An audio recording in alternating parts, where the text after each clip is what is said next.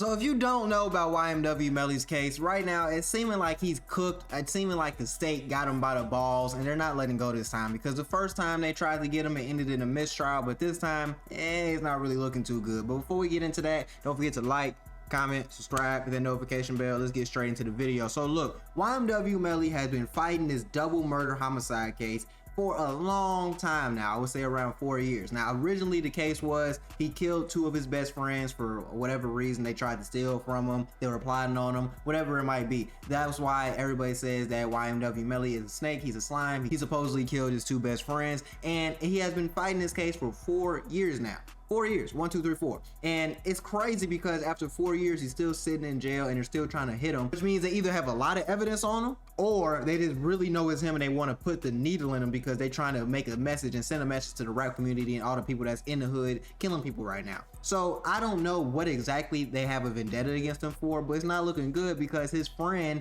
the co-defendant, is actually taking a plea deal right now to avoid a life sentence, 3 life sentences to be exact. It's looking like YMW Melly is going to get the needle if he doesn't do something really fast. Top at 6, we begin with a stunning development in the double murder trial of YMW Melly. After days of deliberations, the jury was deadlocked, leading the judge to declare a mistrial. And Local 10's Joseph Ojo was at the courthouse in Fort Lauderdale with reaction. And what happens next? And decisions ending after 3 days, with the jury not able to come up with a unanimous decision to decide the fate of YMW Melly. I'm going to just declare a mistrial. After considering all the facts, jurors in YMW Melly's double murder trial unable to come up with a unanimous decision Saturday. On Friday, they asked for cell phone records and told the judge they were deadlocked. Melly's defense team thanking the jury for their efforts throughout the trial, but adding they were expecting a different result. We are somewhat disappointed that Melly is not walking out the door with us. Melly, whose real name is Jamel Demmons, is accused of murdering Christopher Thomas Jr. and Anthony Williams in October of 2018. Surveillance video shows the group leaving a Fort Lauderdale recording studio that night, and prosecutors say Melly shot and killed Williams and Thomas soon after. Jamel Demmons was sitting in the back seat of that Jeep, and he was the one that fired the fatal shots that killed Christopher Thomas and Anthony Williams. Investigators believe Melly and another friend then drove the car to a secluded part of Miramar, where they are said to have staged a drive-by shooting to use as a cover story. But Melly's defense team has maintained there are major holes in the state's case, even bringing their own witness who said Melly learned about the murders at the same time as the rest of their friend group. There's a lack of evidence, there is a conflict in the evidence, and the evidence itself, and the investigation itself stinks. And the jury did have a chance to decide on a lesser charge. This case will be retrialed, so we will keep you updated. We're here in Fort Lauderdale. I'm Joseph Ojo. So originally, the first trial ended in a mistrial, even though 11 people voted him to be guilty. 11 people, which means there is a lot of evidence pointing to the fact that he actually did this. But there was a mistrial for a few different factors that we're going to go over right now. The first factor is perceived insufficient evidence by some jurors. Several jurors believe the prosecution failed to prove his case beyond a reasonable doubt, particularly due to the lack of recovered murder weapon and conflicting ballistic evidence. Expert analysis noted that the jury thoroughly debated the evidence and couldn't agree, which is common in cases where proof is not overwhelming, which means that they have proof that YMW Melly was at least there in the vicinity, but they don't have proof that he's the one that actually pulled the trigger, but they know he's involved in some way or some capacity, which is why after the first mistrial, they retried him and he didn't get a bond, he didn't get out of jail, he's still in a Florida prison right now, rotting away while they're having the second trial right now. And it's been going on for 4 years because they don't have a lot of evidence to convict him. They have enough to put him in the vicinity, but they don't have enough to convict him. So I believe that they could have got him on some lesser charges, but they're trying to get the needle put in him. So they need beyond reasonable doubt that he was the one that actually pulled the trigger and he was the one that actually killed these two people, which makes sense because you can't put the needle on someone just for being in the area or just for being their homies or just being assumed of killing these two people. The second reason is absence of clear motive. The defense effectively argued that YMW Melly, Jamel Demons, crazy his last name Demons, that's a really wild name to have had no apparent motive to kill his close friends and crew members Anthony YMW Sack Chaser Williams and Christopher YMW Juvie Thomas Jr. was raised doubts among jurors. Now, even though that he didn't have a clear motive to do this, that doesn't pretty much exonerate him of all the charges, because you cannot have a clear motive to want to do this, but you could still did it. So because he didn't have a clear motive, they're still gonna try to charge him for it, because random murders happen all the time. That's pretty much what the prosecutors are arguing. Murders happen all the time, people die all the time, there's a lot of random shootings, a lot of random killings, so there's no real reason for us to believe that he didn't do this just because he didn't have a clear motive. But the fact that they knew each other, it's enough evidence to say, okay, there's something going on. Y'all two knew each other, y'all had some history with each other, and that's enough to charge you and enough to possibly make the charges stick. The third reason is alternate defense theory. The defense presented the theory of a drive-by shooting by unknown assailants, contrasting the prosecution's claim of an inside job, which created reasonable doubt and a split in jury's opinions on the sequence of events and culpability. Which makes sense, because there could be a drive-by shooting, but I believe that was actually thrown out the window because their shooting happened from inside the car. I don't believe the bullets came from outside the car. I think that was proven false already, but because there's really no proof leaning towards which way, they have to take this to court and have to fight it, and your life's now in the hands of the jurors, but your hand's not in the life of the jurors anymore. Your hand's in the life of your homie, because he was offered a chance to snitch to get out of prison, and it's looking like he's gonna take it. Swear to tell the truth, whole truth, nothing but the truth? You can put your hand down. Please state your full name. How old are you? How far did you go in school? Do you read and understand the English language? Are you presently under the influence of any drugs, medication, or alcohol? Have you ever been treated for a mental illness? Are they giving you any medication in the jail right now? How are you feeling this afternoon? Your head is clear? You understand what's going on this afternoon?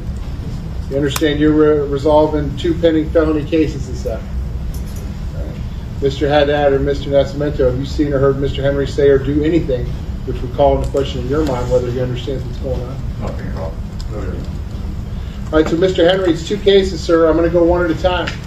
In case number 19-1871 CF10A, this is before the agreement you made with the state, before the deal you made with the state.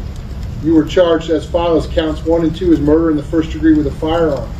Those are capital offenses. The maximum and mandatory penalty is life in Florida State Prison. Counts 3 and 4 are accessory after the fact to murder in the first degree. Those are each first degree felonies. The maximum penalty is 30 years in Florida State Prison.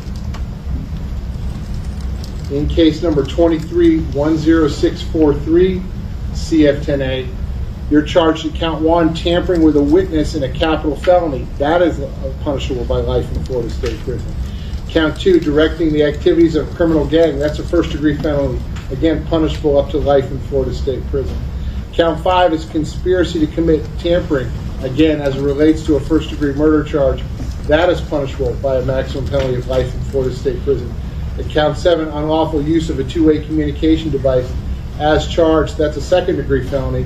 The maximum penalty is 15 years in Florida. So a lot of people are on the internet saying, oh, he's gonna snitch, and the reason they're saying he's gonna snitch is because he went from having 3 life sentences put over his head, only having to serve 6 years with time served if he complies to actually working on the case and testifying against Melly to make sure that he actually gets the needle. And you have to comply in some way and give some information up to go from 3 life sentences to 6 years. That's not like, oh, you only have 5 years and they put you to 3 years, only gonna have 5 years and you took a plea deal for 4 years. You went from 3 life sentences, which you're never getting out of prison, to 6 years. You're cooperating in some type of way. Now, you might not want to admit that to the people. You might want to come on the internet and have your lawyer say this, have your lawyer say that, but you are cooperating in some type of way if you went from 3 life sentences to 6 years. But, you know, some people don't want to believe that. I believe that he is snitching and cooperating, and even then, you are snitching by definition. If you take a plea deal to speak against your homie, or you take a plea deal to say something that happened, you're supposed to shut up and take your charges like a man. You're not doing that. You're cooperating, which means that you're a snitch. So I don't know where people start making these different rules, because when I was growing up, I was told if you cooperate with the police, you take a plea deal and agree to talk to your homie and testify against your homie, you're snitching. So I don't know what's going on now, but it's looking like a snitch move. But it gets even worse because in a week, he has to do this. So, sir, again, before the agreement you made with the state, before the deal you made with the state, your maximum exposure here was life in Florida State Prison, followed by life in Florida State Prison, followed by life in Florida State Prison, followed by life in Florida State Prison, followed by life in Florida State Prison, followed by 75 years in Florida State Prison. Sir, do you understand all the pending charges and the maximum possible penalties involved?